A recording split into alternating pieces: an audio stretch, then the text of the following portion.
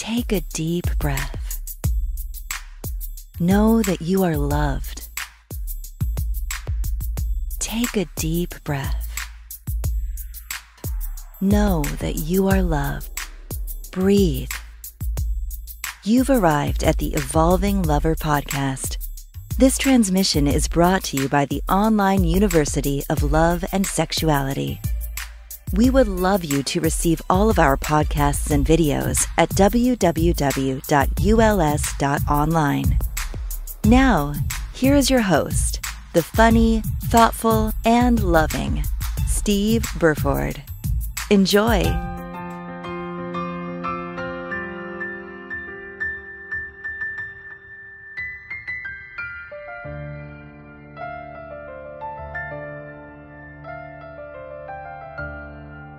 We're at number 69, and you know what that means. We have to do a special show all about sex. And we've got Rosie Enorah Heart on the line. She's in Netherlands. Hi, Rosie. How are you? Hi, Steve. I'm great. Thank you. Rosie is a kink escort and a conscious sexuality educator, and we're going to talk to her today about the sex work industry mainly, because it's something that I know many conscious teachers and even escorts like Rosie is, and there's this whole world that the most average person doesn't really know that much about. We don't hear it talked about much on podcasts, or definitely not on national media. So we want to open that conversation today around sex work and what that whole industry is up to in a way. So Rosie, let's start with you and your journey. If you tell us a little bit about what you do.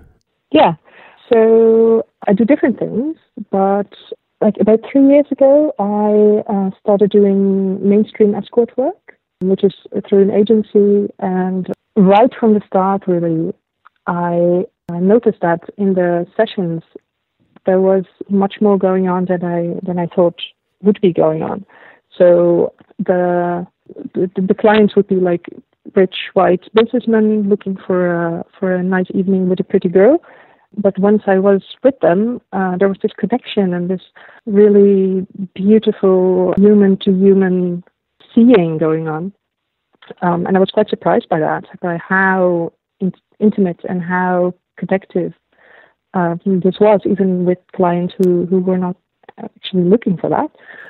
So I started doing lots of courses, starting to find out about Tantra and how you can use that as a way to connect. And since then, I'm still working for the agency, which is really great. And I'm also running my own company where I do private sessions for people who are actually looking for that connection, people who are looking to learn something about how to become a better lover, want to learn something about themselves and their inner slut, or their inner child, or their inner whatever. So I do private sessions around Tantra and kink, and I do workshops around conscious sexuality and BDSM. Okay, great. And it sounds like some of these guys are, they're definitely coming to you for seeking intimacy. And I recently read Bruce Lyon's article. He's on podcast 68. He's teaches Tantra and sort of with the International School of Temple Arts and is well respected in that sense. And he said a conversation with any aware female sex worker who holds space for a man's authentic eros will reveal that men are often really seeking intimacy, emotional connection, and non-judgment. And I think, that many men, even in their relationships, they might not be able to ask for what they want, specifically around kink and even Tantra. And so coming to a practitioner like yourself, I imagine that really allows them to be more free without the burden of feeling shame or guilt and judgment. Is that some of the things that you'll speak about before a session, or that often come up, the commonalities with your clients in that sense? Yeah, definitely. Like just creating a space where people can be authentic is amazing. And often clients have a hard time asking for what they want because they often don't even really know what they want. So what I try to do is take them on a journey where they discover desires that they maybe even didn't know about. And if they do articulate certain desires, I talk about it with them before the session starts, and we try, create a space of non-judgment where, well, I'm not easily shocked, and I really, really love when people bring up their fantasies that they keep hidden because they feel people might judge them for it. And one thing I don't do is judge. Both male and female clients, by the way. So, yeah, all the genders. I guess that's, as a society, we have kind of shut away sexuality in this place where it is judged, especially anything that's out of the vanilla sex missionary style, anything that's outside of that is kind of, no one really understands it. It takes a workshop, it takes a practitioner, it takes a dear friend or a new lover to really explain what it is, for you to actually go and maybe say, oh, this isn't so weird, maybe it's something I'd like to try.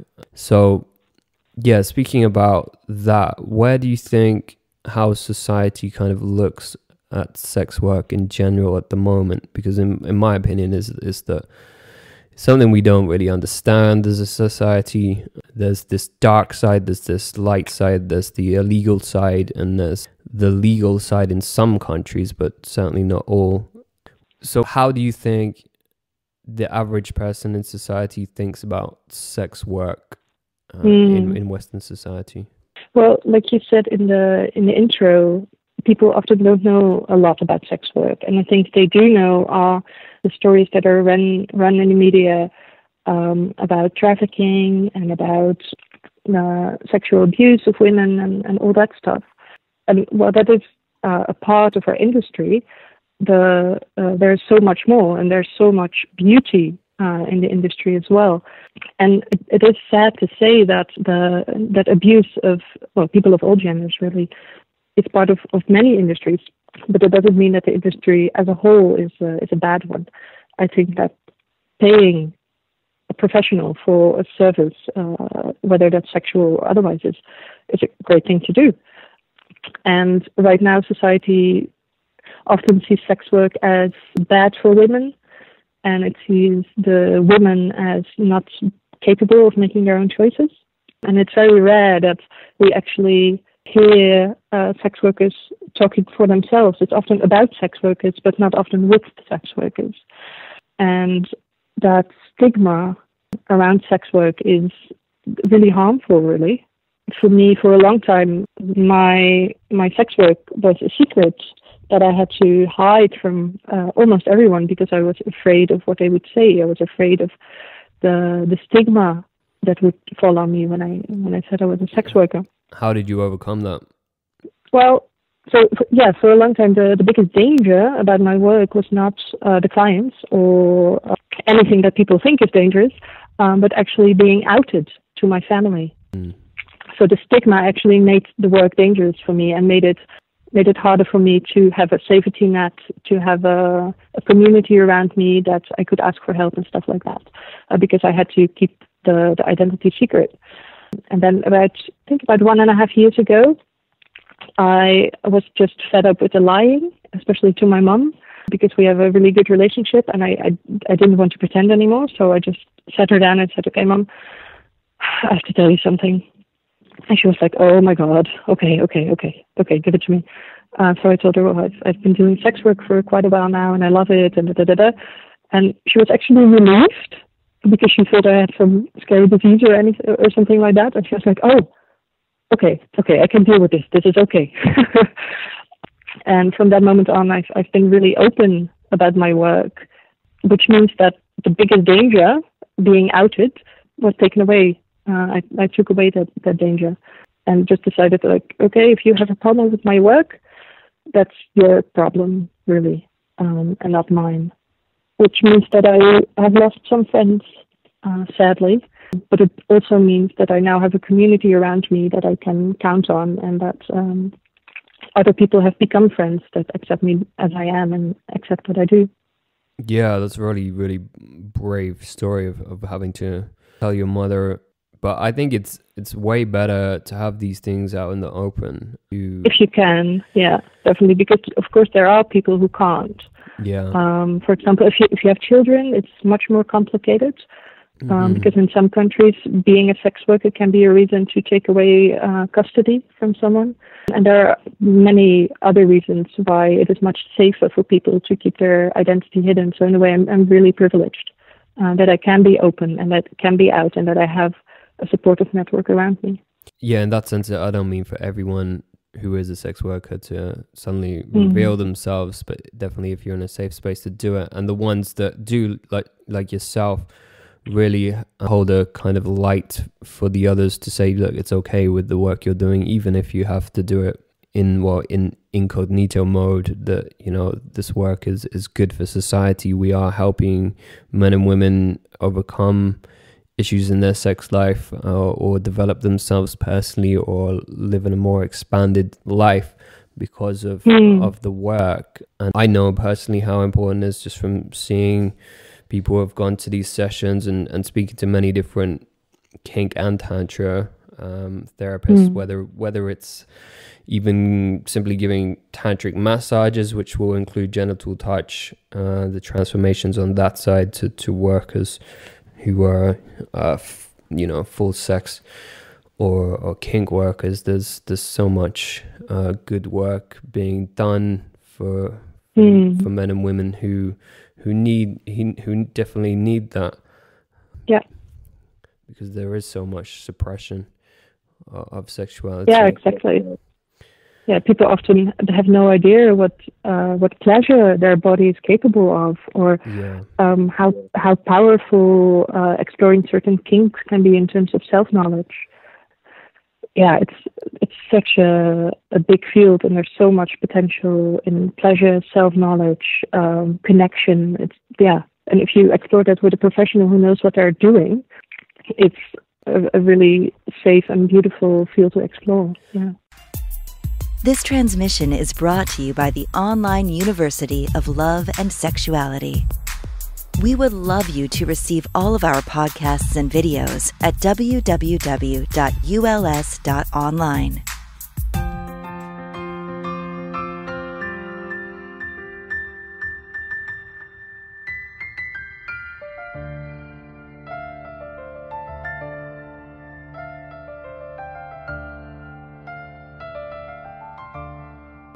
Yeah, and some of those things, although they are sexual, definitely don't have to include touch. I mean, genital touch or full sex. There's so much that we can do with moving energy or with kink, that you can be in states of orgasm either without touch or with a paddle on specific parts of the body.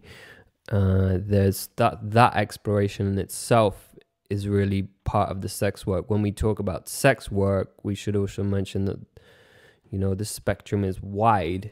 It doesn't mean, I think a lot of men, maybe women as well, certainly I probably would have thought this 10 years ago before I'd even got into any of starting the magazine and stuff, that sex work would purely be intercourse, and then 5 minutes the guy's finished and it's over.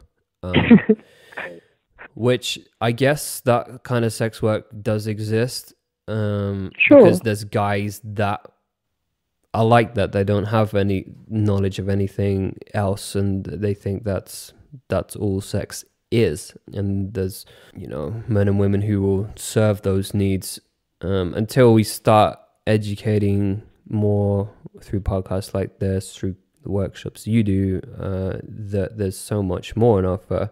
Then I think the shame gets pulled out of it more, actually, because it's not just about intercourse. There's such a huge plane of sexual existence. Yeah. And I I love intercourse. It can be like such a beautiful part of a session. And if someone has intercourse with a sex worker, and that's a way for them to touch something in themselves that hasn't been touched for a long time, even if it might look like just intercourse, much more might actually be happening under the surface. So yeah, it might be, it might feel like that's something different, but actually, I mean, me myself, I started as a more mainstream sex worker who would, well, almost always have intercourse with their clients, but so much more started happening from the first session on. Just giving a client a space to be themselves, even if they don't know that there is more than intercourse, can already change their lives, really. So before you go on, what was the switch for you? Yeah. Say that there's a sex worker listening, male or female, and they've heard you say you were mainstream before, and then something changed, and you started having clients who would go through these big changes, or there's more intimacy. What did you do that was different? Where was the thing? Because that might be interesting for people. Yeah. When I say mainstream sex work, I mean that the way I got clients was through a mainstream escort agency. Okay. And I still work for them, and it's amazing. But so basically, what changed was not so much me or my way of working, but my way of getting clients and advertising. So through the agency, I get clients who are looking for a nice night with a beautiful girl, and then they get me, and often there's some extra connection happening, and that was there from the first session. And because I noticed that, and I thought, ooh, there's actually more happening here than just sex, I started educating myself, and then I started my own business. And with my own business, I emphasize that connection. I emphasize the learning, and I emphasize other aspects than the girlfriend experience, which is what the agency is offering, which is also lovely, really, like CDMS and everything. How many other sex workers do you know now that are kind of offering the educational aspects on a one-on-one basis? I know you work in different cities, but you don't have to name where they all are. But is it a thing that you're seeing that is growing? What are your views on that? Well, I think the educational aspect and the connection aspect has probably always been part of all kinds of sex work. So I don't know about growing also, because I haven't been in the industry that long, but I do know lots of sex workers who do those aspects in their sessions. And those are people who work in brothels, people who work through agencies, independent workers, really across the spectrum. Colleagues are offering education and connection in many different ways, and under many different languages as well. But yeah, it's quite widespread, definitely. Yeah. I guess it's all coming down to self-education, whether that individual wants to educate themselves about having a better sex life with their clients. Essentially, you know, if you're having sex, I'm guessing more than the average person with different partners, then for me it would make sense to educate yourself about what was possible within tantra and kink and energy work and breath work and yoga, even exactly. All these different aspects tie into a multitude of different experiences. When you kind of pull different things from each of those things that I've just mentioned, kink, tantra, etc., then your canvas, as I see it, when it comes into a sexual experience with someone, you're kind of metaphorically dipping your brush into different areas and then painting with that experience. And sometimes you might use more red than others. Sometimes you might mix them all up, or it might just be one color. But those different aspects really make the sexual experience quite unique, well, very unique every single time I personally have sex. And I'm sure it's probably the same for you. Mm.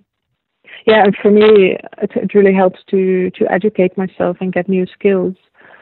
But yeah, I mean, there's many ways to educate yourselves, right? I mean, I've worked in a brothel, for example, where lots of the education was actually happening among the colleagues. The women were teaching each other skills.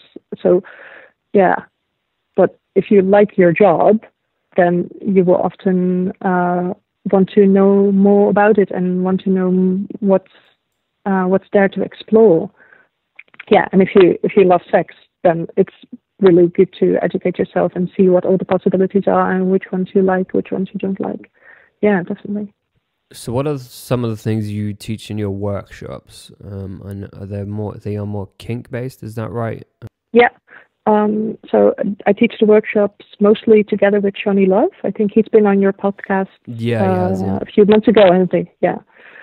And it's mostly about something we call conscious kink, which is basically a way to use kink to explore your consciousness and to also consciously explore different kinks. So we teach people about consent and about desires, like what desires do you have and how do you communicate about them?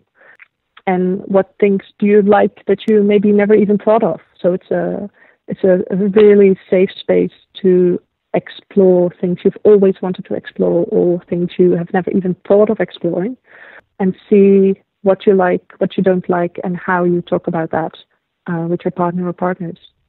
Yeah, everything from conscious touch to breath play. So yeah, playing with holding breath, bondage, spanking, all kinds of ways to play with different sensations. And dominance and submission. Yeah, definitely. Yeah, the different ways you can play with power exchange, all kinds of fantasies and role play, struggling.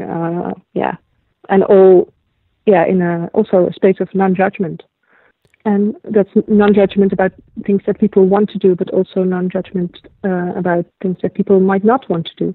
Because, yeah, the main thing is getting to know your own desires and your own boundaries and being okay with that. Do you think most people have a kinky side, even the ones that don't think they do?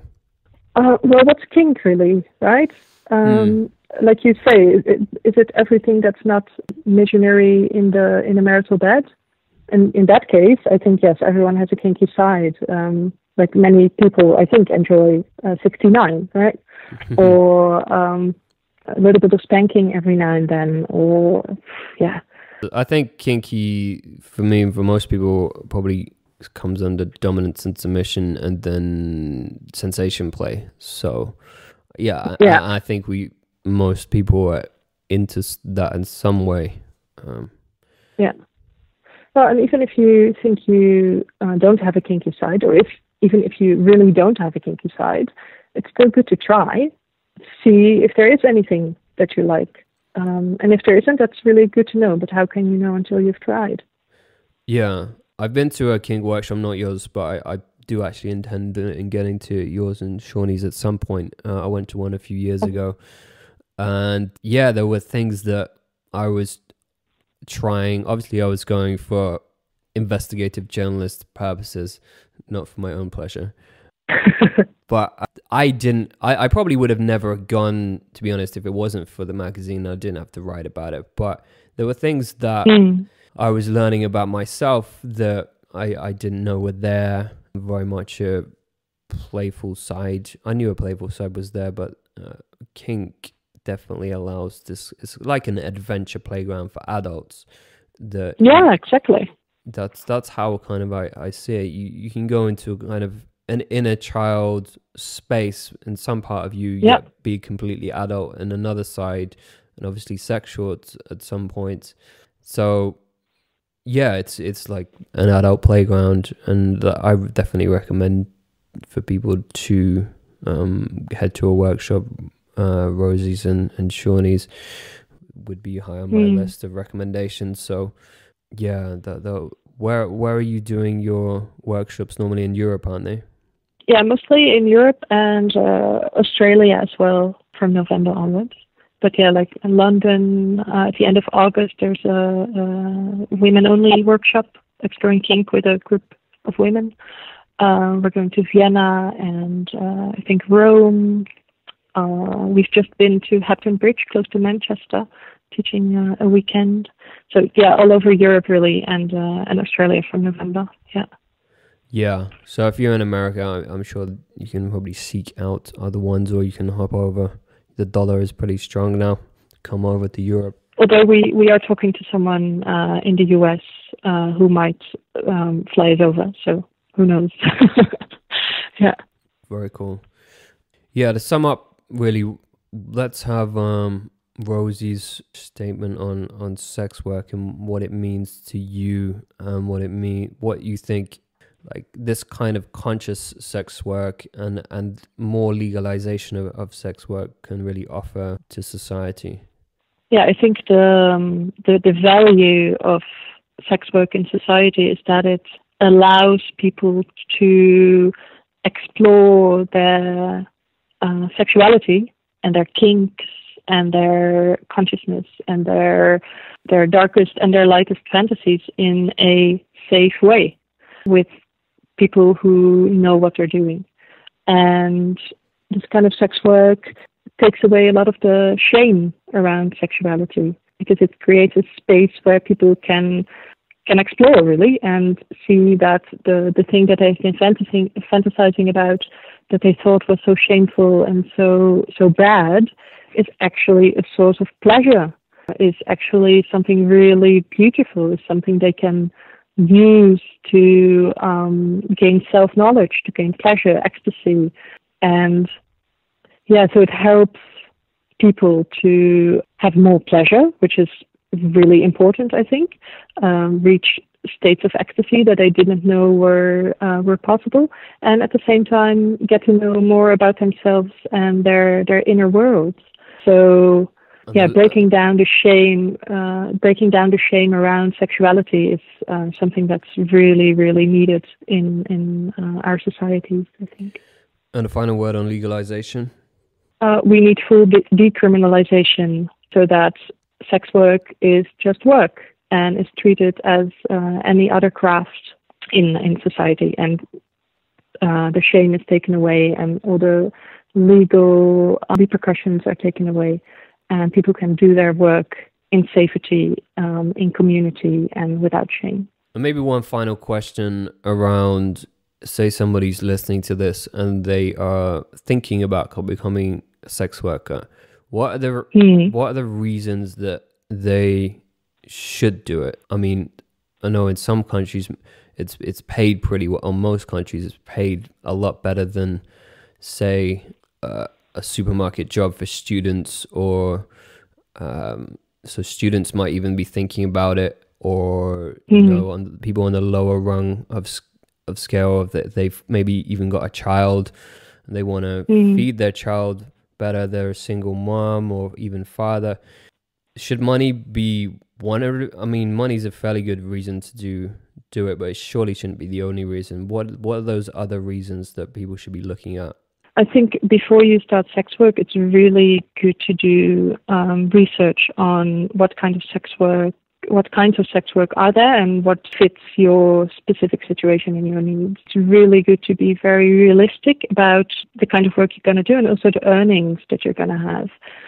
Because yeah, if you look at the hourly rate, it's really high, but sometimes you have 2 weeks of no work and then suddenly you have a week full of sessions. So it's also don't have that money in mind too much, because it is a lot, but it's also not reliable all of the time. And if you feel that you really like sex and you are empowered in your own sexuality and you want to share that with others in exchange for money, then you should definitely do that. Make sure you're safe. Make sure you know the legal situation in your country, and then make an informed choice about that. Talk to other sex workers about their experiences. And I mean, there's a lot of knowledge in the sex worker community. So if you are really serious about wanting to start in the industry, make sure you can make an informed choice about that. Yeah, and I mean, once you're in, it's it can be amazing. I mean, for me, it's the most beautiful job that I've ever done because I get to see people in their most authentic form on a very regular basis. People open up to me in a way that they don't open up to hardly anyone, really. Sometimes they can be themselves. They can be themselves more with me than with anyone else. And I get to have lots of amazing sex, and I get paid for it. So yeah, for me, it's the best job in the world, really. Yeah. Being able to add to the sex positivity in the world while having a really, really beautiful time. But yeah, make sure you know what the situation is in your country. Be sure you can make an informed choice about starting in the sex industry. Yeah, great advice. So where can people contact you for your workshops, for any sessions? Maybe if someone has some specific advice that they want about getting into sex work, you might take questions from them. Where can they find out those details? You ever got a website? Yeah, I have a website. That's rosieheart.com. And I'm also on Facebook as Rosie Enorah Heart, and on Twitter.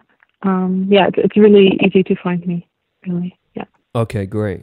We'll have links on our Raw Attraction site. We always put all the podcasts up there. We've also got our unique podcast app. If you go to rawattractionpodcast.com, you can download our app if you're not already on it. And we'll have links there to Rosie's work. Thank you so much, Rosie, for coming on and speaking about these important things going on in the world. And thank you for doing your work. I know how important it is. Thank you for having me on the podcast. Lovely talking to you. This transmission is brought to you by the Online University of Love and Sexuality. We would love you to receive all of our podcasts and videos at www.uls.online.